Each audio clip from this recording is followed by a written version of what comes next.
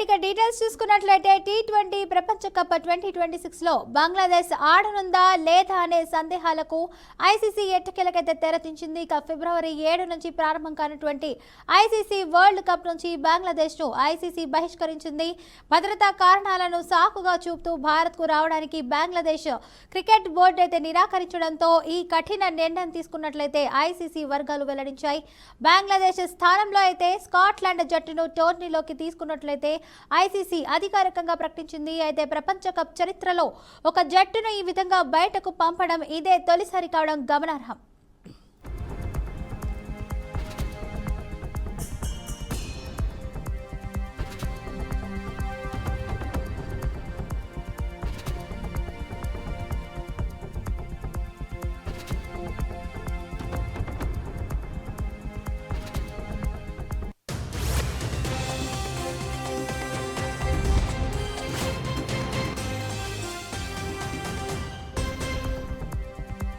శబరిమల ఆలయంలో సినిమా చిత్రీకరణ జరిగిందన్న వార్తలు ప్రస్తుతం చర్చనీయాంశంగా మారాయి.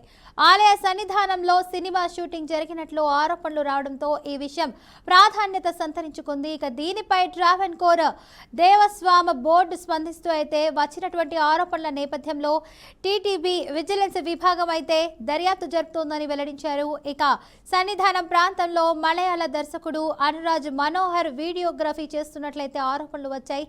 దీనిపై టీడీబీ అధికార ప్రతినిధి కీలక వ్యాఖ్యలు చేశారు. ఇక వీడియోగ్రఫీకి అనుమతి కోరుతూ మనోహర్ బోర్డును సంప్రదించారని, అయితే అనుమతి లభించలేదని తెలిపారు. శబరిమల యాత్ర సీజన్ కు ముందు గుర్తింపు పొందినటువంటి మీడియా ప్రతినిధులకు అయితే మాత్రమే అనుమతి ఉంటుందని ఆయన స్పష్టం చేశారు.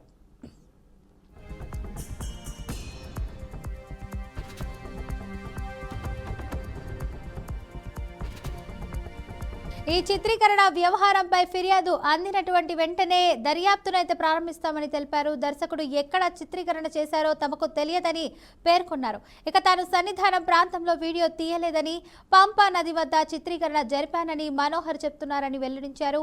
ముందస్తు అనుమతి లేకుండా సన్నిధానం వద్ద సినిమా షూటింగ్ వీడియోగ్రఫీని నిషేధించినట్లయితే స్పష్టం చేశారు.